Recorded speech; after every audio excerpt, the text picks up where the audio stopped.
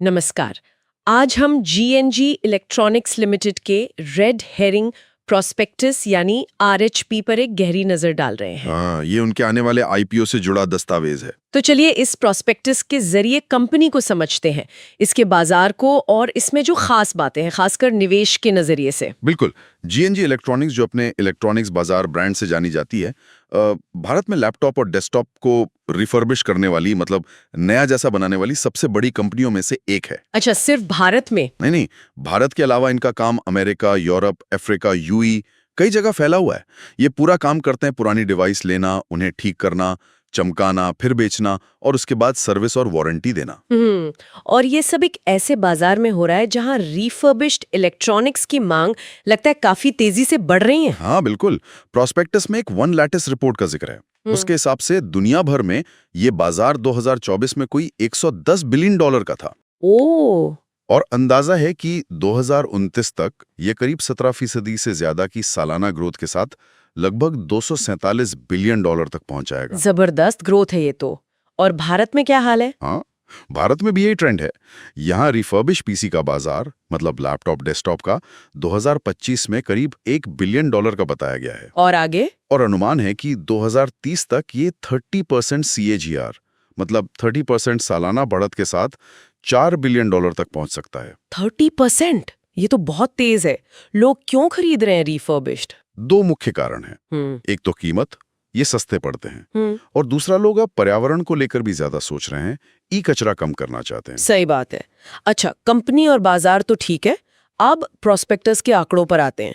कमाई कैसी रही है कंपनी की? कमाई लगातार बढ़ी है।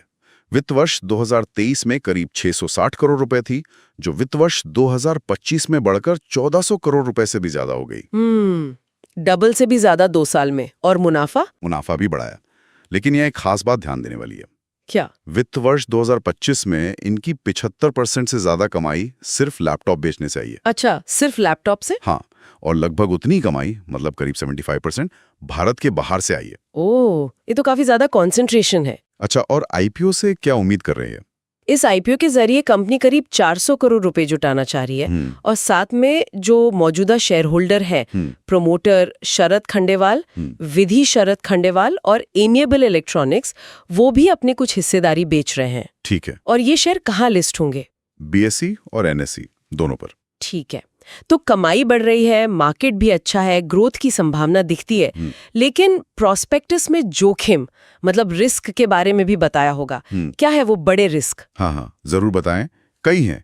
पहला तो यही जो हमने अभी बात की, लैपटॉप पर बहुत ज्यादा निर्भरता। 75% से ज्यादा रेवेन्यू एक ही प्रोडक्ट लाइन से आना, ये एक रिस्क है।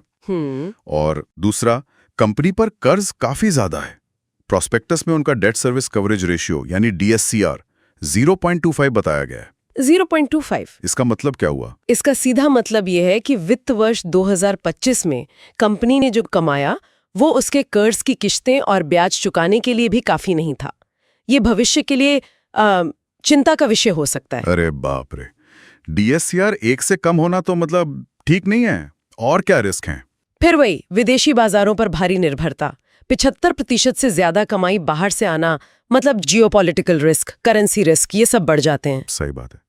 चौथा, कुछ ही बड़े ग्राहकों पर निर्भरता। वित्त वर्ष 2025 में टॉप 10 ग्राहकों से ही 46% से ज्यादा कमाई आई। ओह, और सप्लायर्स के साथ भी ऐसा ही है। वित्त वर्ष 2024 में टॉप 10 सप्लायर्स से करीब 70% माल खरीदा गया। ये कॉन्सेंट्रेशन भी एक जोखिम है। ये तो काफी पॉइंट्स हो गए। और कंपटीशन? हाँ, इस फील्ड में कंपटीशन भी तगड़ा है। बड़ी ऑर्गेनाइज कंपनियां भी हैं और बहुत सारा अनऑर्गेनाइज सेक्टर भी है। और एक बात और, कंपनी ने पिछले 3 सालों में कोई डिविडेंड, मतलब मुनाफे का हिस्सा, शेयर धारकों को नहीं दिया है। अच्छा, ये सब तो वाकई ध्यान देने वाली बातें हैं, खासकर वो 75% विदेशी रेवेन्यू और इतना कम DSCR। अच्छा, एक और पहलू है ESG का, पर्यावरण, सामाजिक और गवर्नेंस। हाँ, रिफर्बिशिंग से ई कचरा कम होता है, ये तो अच्छी बात है। और इनके पास ISO, EPR, R2 जैसे सर्टिफिकेशन भी हैं। ये EPR और R2 क्या है? हाँ, ये ESG वाला एंगल इनके बिजनेस मॉडल का एक अहम हिस्सा है। EPR मतलब एक्सटेंडेड प्रोड्यूसर रिस्पॉन्सिबिलिटी। इसका मतलब है कि कंपनी अपने बेचे गए प्रोडक्ट के लाइफ खत्म होने पर उसके सही डिस्पोजल यानी निपटान के लिए भी जिम्मेदार हैं। अच्छा। और R2 मतलब रिस्पॉन्सिबल रिसाइकलिंग। ये पक्का करता है कि रिसाइकलिंग का काम पर्यावरण और वहां काम करने वालों के लिए सुरक्षित तरीके से हो। तो ये सर्टिफिकेशन जरूरी है? हाँ, खासकर यूरोप जैसे बाजारों में जहां ESG नियमों पर बहुत जोर दिया जाता है, कंपनी इसे अपनी एक ताकत की तरह दिखा रही है। समझ गई।